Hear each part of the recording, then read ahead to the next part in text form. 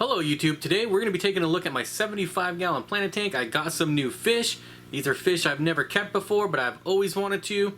And the stars were aligned, the planets were in a row. I came across an awesome buy one get one free deal at the aquarium co-op, so I had to pick them up. Let's take a look.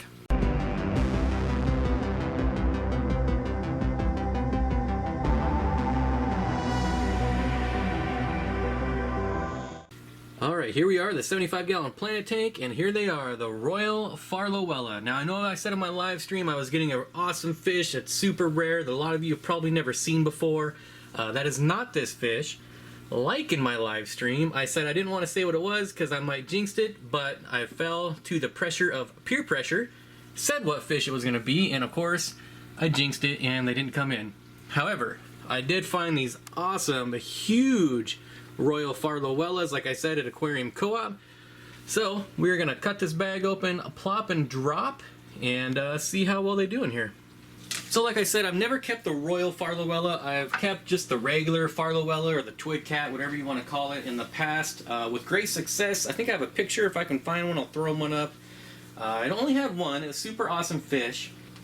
So it would be cool if this was a pair, but there's certainly no guarantee. They have bred in captivity, so they are a Loricaridae, which are, you know, not the most uncommon thing to breed, so it would be kind of cool if I had a pair. Looks like I got a free piece of frog bait, something in there. That'll probably just get down in the sump, but I do employ the plop and drop method. I highly recommend it. Oh, that was not very cool. Wow, look at those things, are awesome.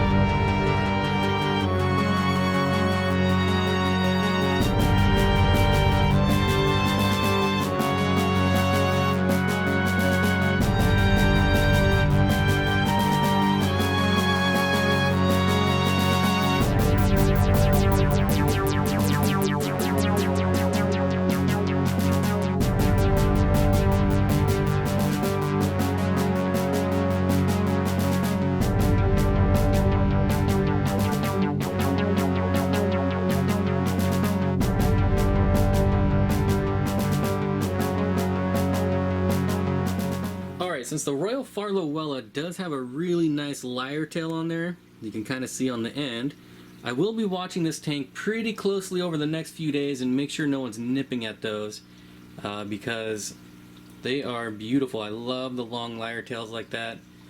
So I know the rainbows can be not necessarily aggressive, but sometimes they're just a little curious and get a little too nippy for their own good. And here's an important mistake. See how much this Anubius has died back and it's looking really ratty and crappy? Well, the last time I showed this, I was showing you how to clean algae with hydrogen peroxide.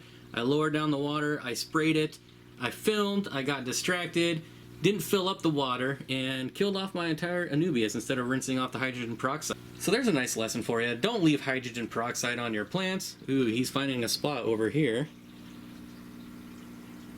Man, these guys are awesome. Now the really nice thing about these guys is that they accept a really wide range of water parameters, even going down into the low 70s. I saw someone was even keeping them at 70 degrees, which I thought was pretty awesome.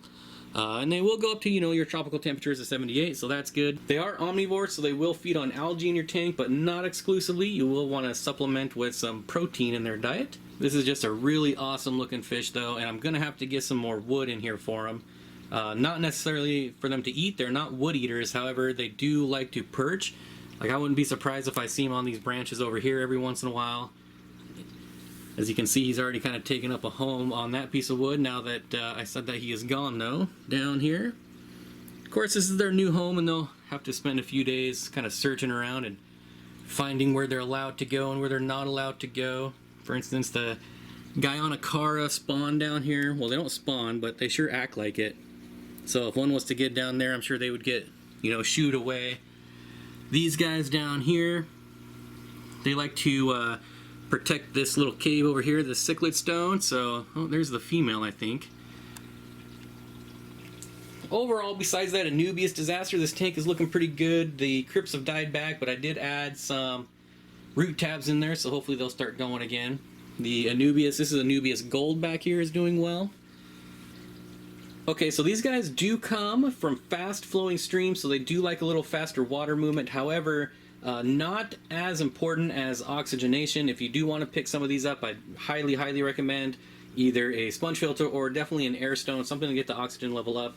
We do run a sump on this tank, so it does have a trickle system, so plenty of oxygen in this aquarium, as I always stutter. But you can see they're kind of moving around, learning their new home, so I'm going to let them settle in for probably an hour or two and then maybe try to feed them. So I did drop some food in there. They didn't seem too interested. You can see this rainbow has a nice big mouthful he's chowing down on. But that's understandable. They're, new home, still getting used to it, so definitely not too worried about it.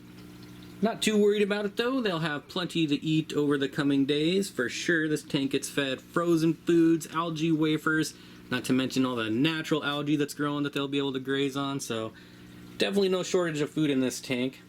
Alright YouTube, so that's going to do it for this video. Let me know what you think of these super awesome catfish. I am so happy to finally get these in my collection. Like I said, hopefully I have a male and a female and they might try to spawn. I don't know, that'd be super awesome. One side note, they don't need a lot of hides. They do hang out in the open. So a nice thing about this catfish that you don't get with a lot of other catfish is they will go into like a cave or hiding places every once in a while, but for the most part they will stay out in the open. So if you can find some of these, definitely get them. Great for the community tank. Otherwise, I want to thank everyone for watching. Don't forget to subscribe. Also, don't forget we got the live stream tomorrow at 5 p.m. Pacific. Hope to see you there. Otherwise, I'll see you next time.